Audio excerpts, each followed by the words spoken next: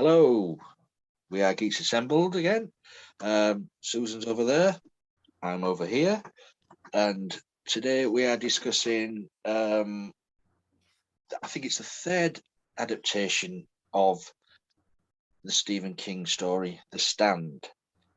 The first being his own novel, the second being the 1990s series, and this one, which one we are discussing, is the 2020 miniseries of the pandemic story of The Stand. It says here, I've never read the book. I've never seen the other series. This is the only thing I've seen. So this is all new to me. So it's mostly, I don't know if it's all new to Susan. I don't know if she's read the book in the past. Yeah, so I have. I've watched it. So let's go over to Susan then with our opening thoughts of this new version of The Stand. Okay, first of all, there are a lot of flashbacks in this. Like it was told in a less linear fashion. This TV breakdown of this was told in more of a person-driven. It wasn't parallel edited the way the book was. Anyway, I read the book about 25 years ago, maybe 30 years ago. It was a really cool book to me. It's kind of inspiring and had a lot of energy in it, and so I really enjoyed it. And it talked about a lot of the spiritual, the religious kind of part of this of the end times, and that was cool. It was the way that they broke down the episodes, really made you want to watch to the next one to see what these characters went through. It's a timely piece because of the pandemic. That's why it was made during the pandemic. It was they greenlighted it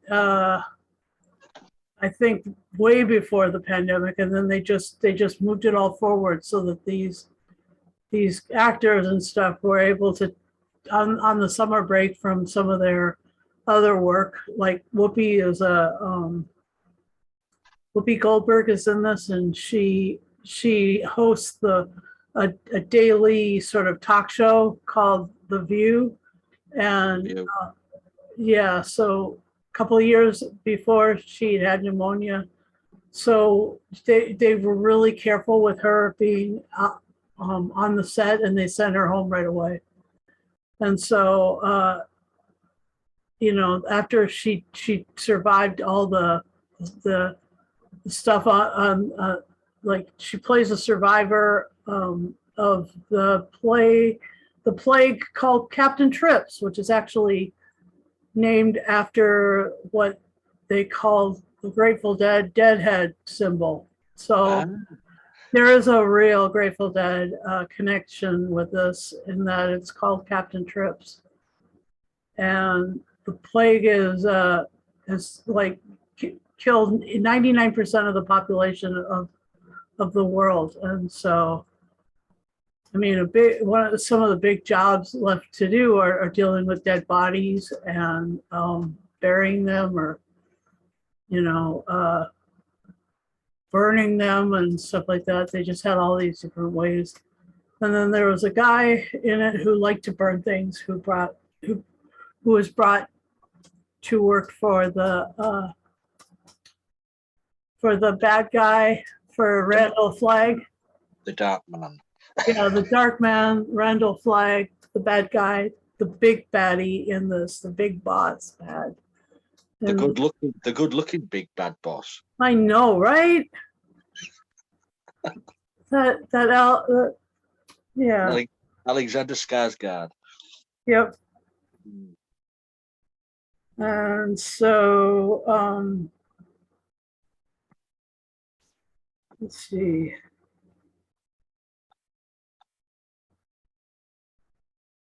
The episodes, the first episode talked about the plague, talked about and brought people into the minds of, brought these, either Randall Flagg or Mother, what's her name, Abigail. She's she's the good, the boss good. She's like a woman of great prayer and great age and great strength, and and so either you're either dreaming about one or the other, and there's only like two people who dreamt of both, but the survivors ended up dreaming of them and were brought together, some in Boulder, which is really where the good people were, and Las Vegas, which is where the bad people were. Of course. But let's just say the ones who are more conventional or could be religious were in Boulder, and the people who were more carnal and stuff like that, they were all in Vegas. And it's just funny, like you wouldn't assume that the guy who stole all the cocaine would end up in Boulder, but that's where he ended up. And so it was challenging. It was good to see it in 9 episodes. It was well told, and it was there were a lot of really cool battle scenes, like personal, emotional battles or actual physical fisticuffs type things. And so, yeah. And the second episode was about the middle of the middle of America and the savior that people thought of in terms of that. And then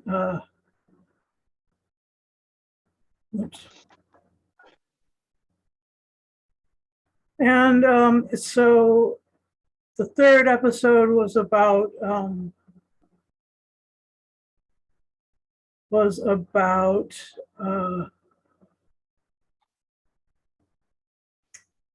how the two people who are being communicated with Flagg in Boulder actually got together and sort of connected. And apparently Nadine had been chosen by this Randall Flagg from long time ago, like her childhood.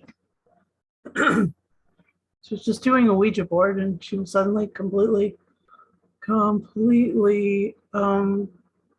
taken over. Anyway, so after that, there was a lot of different things that went on, and eventually they ended up fighting it out at the end, and Randall proved that you couldn't really shoot him, you couldn't really blow a hole in his chest and have that really affect him too much, And Mother Abigail moved around through her life, pretty interesting. I don't know. There's lots of good stuff about that. Anyway, so Mother Abigail suffered. Anyway, she suffered a pretty gruesome death. Anyway, What were your opening thoughts about this? Well, as I say, I've never seen any other version. I've never read the book. I do know that the 90s version only had 4 episodes. Yep. And this has got 9. And in my opinion, I think that may be too many. Due to, as you mentioned, all the flashbacks. Yeah. I think they could have trimmed that down a hell of a lot for this. Yeah. She was just getting into the story, and then it was flashbacks. Yeah. So, yeah, this could have been told in maybe 6 or 7 episodes, to be honest. I believe you. It's as you said, it's acted well, told well. I mean, I thought it was all when it started off about the pandemic. I thought, oh, it's this is what it's going to be about, but it isn't. No. The pandemic is sort of just thrown to the side after the first sort of episode. That was it. It was one episode, and then it was Yeah. mentioned like randomly throughout the rest, but it really didn't play in.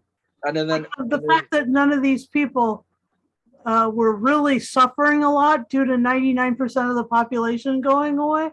Yeah, That was strange. it was strange. I couldn't get that. I couldn't understand that. But then also as well, it wasn't really explained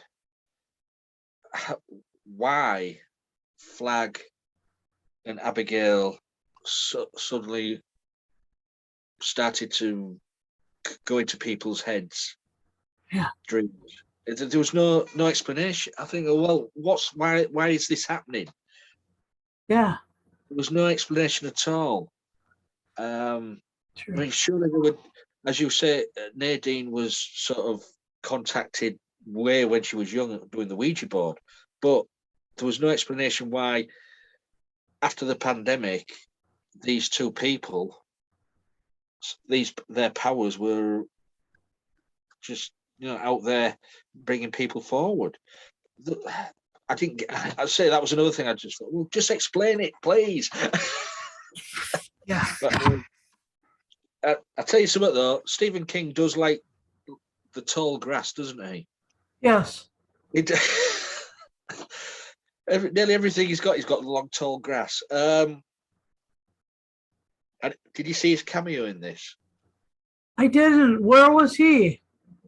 He was on a advertisement poster, which who found it? It was what's his name? Nick and Tom. When they escaped from the madwoman with the gun, where they hid around this thing, there was a poster advertising the place in Boulder. And Stephen King, there was people sat at the table on the poster, and Stephen King was one of the people sat at the table. Oh man, I never saw that. I guess I got to go back and look again. You remember how far through it was? It was, when Nick, who lost his eye, meets Tom, and they're in this supermarket, and then she turns up with a shotgun, chasing them through there, and they escape through the window and run behind a bus shelter or something. There's a poster on the bus shelter. Okay, all right. But I mean, the acting in this is brilliant. I think that was in the 3rd episode. Yeah, go on. But for me, and it's a wasted character, was Tom. Yeah. Tom Cullen.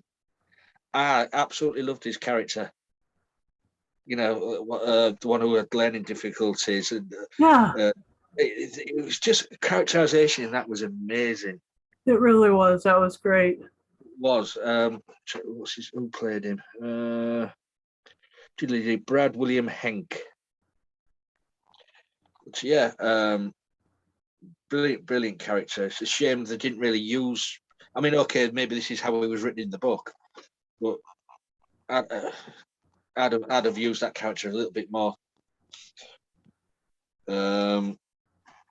It was to say, you've got who's in else is in the James Marsden's in this as Stu Redman.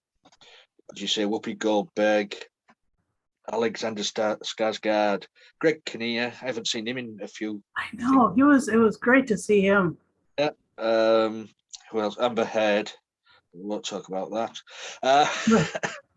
And Ezra Miller as the trash can man, which was wow. That characterization of that crazy. I know, that was so great, and the really cool thing about the trash can man was that he like he was receiving messages from both sides. No, Yeah. so no wonder he was crazy. Crazy, yeah. Who else did we have in here? J.K. Simmons, little cameo as the general. Yeah. And nice to see Heather Graham as well. Haven't seen her in anything for ages.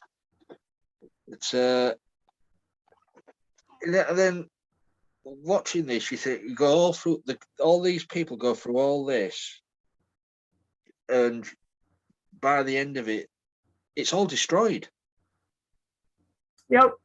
And you think most of the characters that you got to know and like gone. Yeah.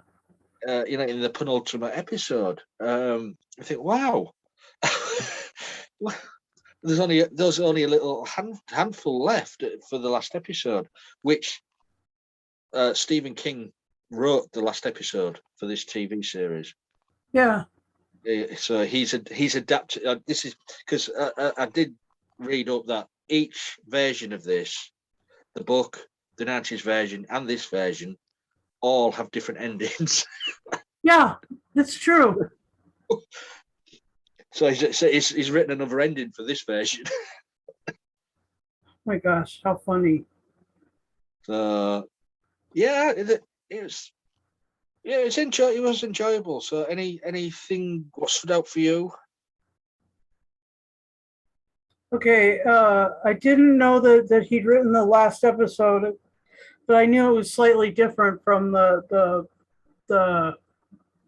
other miniseries, and but I don't exactly know where these two line up with the book because I read the book so long ago. Yeah. Anyway, the interesting thing was that there was a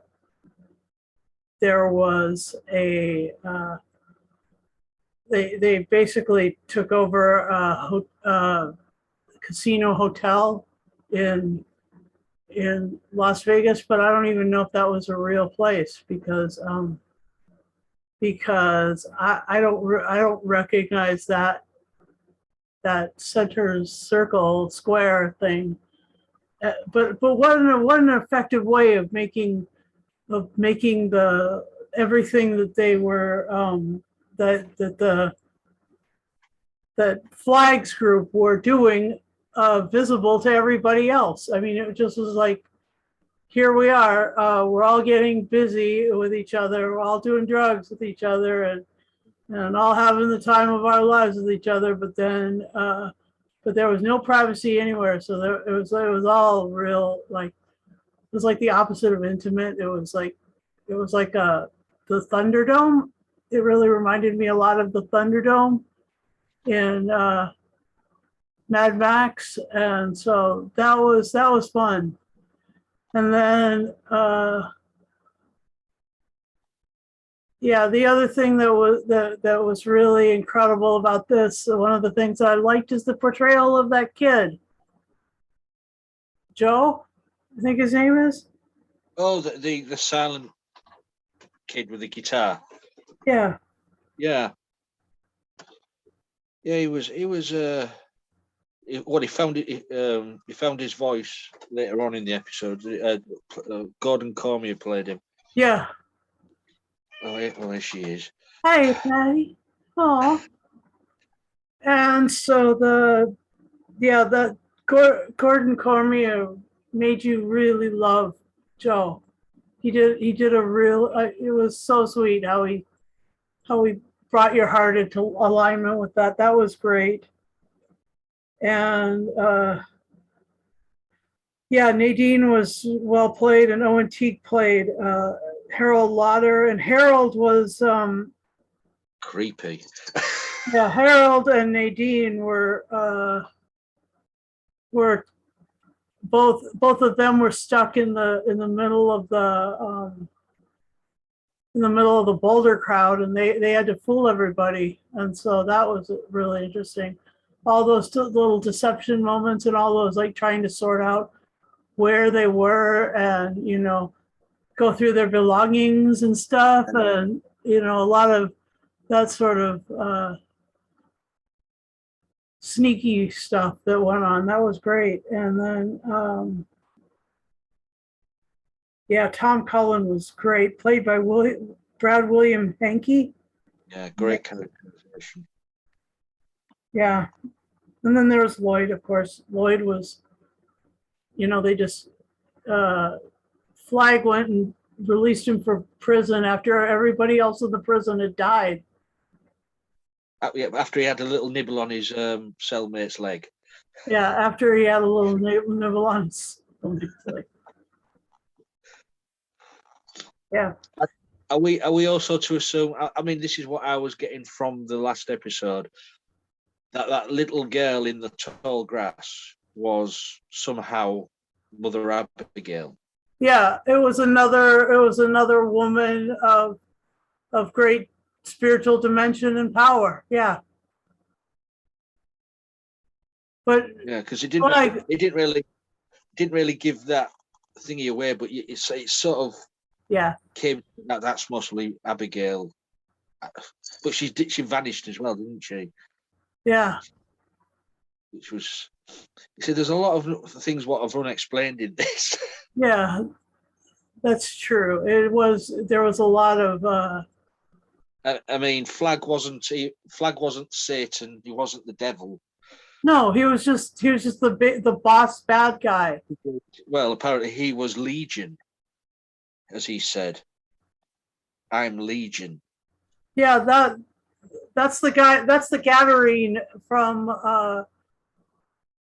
Matthew and Mark. The in the Bible, they talk about the guy from the guy in the name the Gadarene who was possessed of many devils, and he grabbed Jesus commanded them to go into the pigs, and the pigs went running into the ocean and drowned themselves. Or they went into the sea or whatever and drowned themselves. It wasn't the ocean. It was either the Mediterranean Sea or the Sea of Galilee or something like that. But anyway, all these pigs that were Legion went and drowned themselves. And so, yeah, those spirits could be released and reused. Sure. Yeah, it's just for me, I just wished things was explained a little bit more. Explain more and less flashbacks then. Yeah. Yeah, I like it plain and simple. Yep. But it was enjoyable to watch because I would never have watched this. It was you suggested it last week. I thought, oh yeah, I'll give it a go.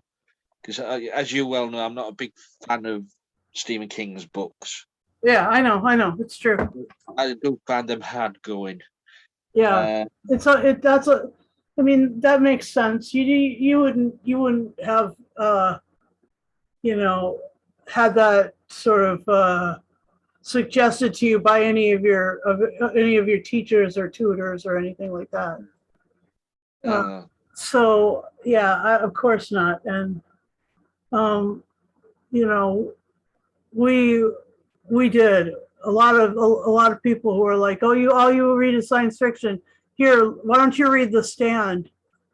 Why don't you read Salem's Lot? And that's what I ended up doing. Like I had them like suggested to me at some point. Yeah, don't get me wrong. I've tried several times. I've picked up a Stephen King novel, and I've delved into it, but I've never finished them. Yeah. But this one I've never read at all. But I have delved a few times into Stephen King's novelizations, but I just don't know. There's something about his writing just don't do it for me. Yeah. But a lot of people in this world love him. Yep, it's true. He's got a great following. Yeah, he does. Uh, Anyway, so were there other things that you liked? um, Oh, yeah, I liked the camaraderie of the five. oh yeah, Of Glenn, Franny. I'm trying to remember the names now.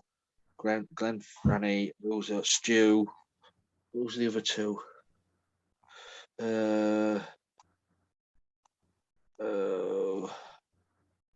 Nick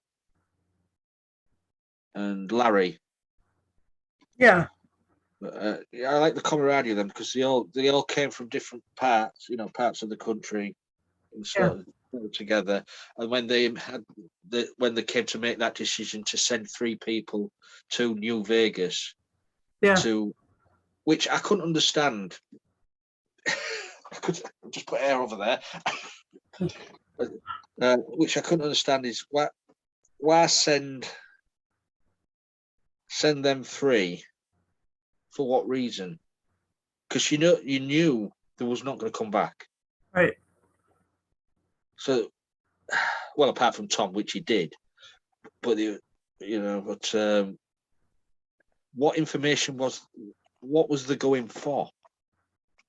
I loved how Tom figured out what the note said to run. Oh, yeah. What does this say? What does this button say? Run. That was really good. Great character, but yeah, I couldn't understand why I sent 3 people to get what information. Yeah. Needed answering, in my opinion. I mean, what would Tom be able to tell them? I don't know.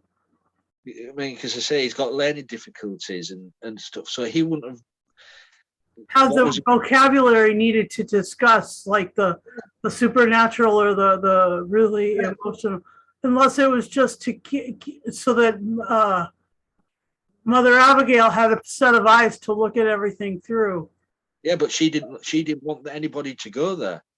Yeah, I know, it's true. Yeah, I think. Well, why send Tom? Because he's got like the mind of a child. Yeah, and he wouldn't understand what he was supposed to be looking for. I think the reason is all these things were to put doubt in the mind of Flag's believers or Flag's little cult there. Yeah, and also as well, Flag couldn't read Tom's mind. Yeah, he couldn't read anything about him. No. So that's cool. So that says to me that in Tom's mind, he didn't have a clue why he was there. Right. Because if he knew in his head why he was there, Flag would have got it straight away. Yeah. No. There's that too. But yeah, give Tom Cullen his own TV show. But so, anything else before we go to fantasy and score?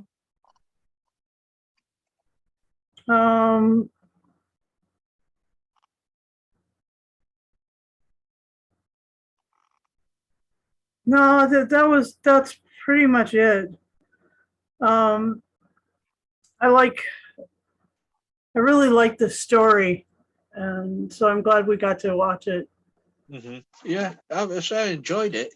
Yeah. And of course, Flag survives. Yep. As evil always does. And he still is cute. Well, especially when he got his butt cheeks out at the end there. Yep. Hey, I know you fancy him. He's easy to fancy. Oh, it's like that, is it? No, it's the I selected the True Blood episode for a vastly similar reason, because I knew that he would enjoy this fellow a lot, and it's true. He's an enjoyable actor to watch. That's for crying out loud. Okay, then. So let's go to final score then. Over to you. All right. Well, yeah, I'm glad I watched it. I really love seeing Whoopi Goldberg as Mother Abigail. That's kind of the role she plays in real life. I mean, she's everybody's conscience. I mean, she's gonna be on Picard. She's gonna be back on The View next season. Like, once again, bringing truth to power, and being a moral center. She's amazing, and she's been given that position in the world partly because of what she did in the Color Purple, and the choices that she made in roles when she was a beginning actress. Amazing, just amazing. So for all of that, I will give this an 8.5 white haired dreads out of 10.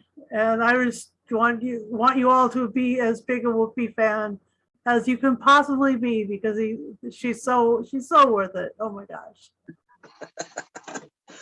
Well, I'm going to give it an 8. As I said, there was a few things, the flashbacks, and it could have been done in less episodes. So yeah, 8 nuclear warheads out of 10. What did you think? Was that a little bit like a throwback to what's that one? Dr. Strangelove, or How I Learned to Relax and Love the Bomb? Love the Bomb, yeah. Yeah, because he was sat on top of it, wasn't he? Laughing. Riding it through the desert. Yeah, great character. The Trash Can Man, and what a good name. Yeah, so really, we're sort of even on our score there. So with our appreciation of The Stand. Yep. So thank you for joining me again, Susan. Sure, anytime. Really great. It's always fun. Yeah, it's always fun watching these things, because without this channel, what we do, we mostly would never watch these things. I know. It gives us something to do and watch and talk about. Yeah, and we've this weekend we covered another one that I'd never seen, called Warlords of Atlantis, and oh my gosh, that was fun. Crazy weird too. It was great. And that's what we should have in subtitles to our name. Crazy Weird. Crazy Weird. Yeah. So please, you guys out there, leave a comment below on this video, let us know what you thought of this movie, if you this TV series, if you've seen it, or let us know what you think of what we do. Every comment, positivity all the way. Yep. If you'd like to join us, we're on nearly all of social media: Facebook, Twitter, YouTube, of course. Please message us if you want to be on one of these videos or be part of the group. All we need is to be 18 plus, have a laptop, PC, tablet, a phone with a working camera and microphone, and you'll be good to go. You just have to be available for when we do these. We've swapped around days and times over the past few years, but we've sort of come to do it now mainly on a Sundays, 9 p.m. UK time. So that would be, what is that, your time, Susan? It's 4 p.m. 4 p.m. your time in the US of A. In the Eastern time zone, yes, correct. So we have to. It's 1 p.m. in California. Yeah, we have to work between us to get the timing right. So if you're in a country where you're 13 hours in front or 13 hours behind, it might not work out. No. But we'll try and sort things out. So, and please, when you do subscribe to the channel, because I know you all want to, please press the bell notification button like that, and you'll get a notification every time we put up a new video. It could be a movie, it could be a TV, it could be audio drama, it could be an album review, Yep. which occasionally will surprise people by doing those. So I think we've done, aren't we, Susan? Yep. That's everything. That That's all is everything. ticked. So until next time, remember, please don't play with nuclear warheads. It's wise.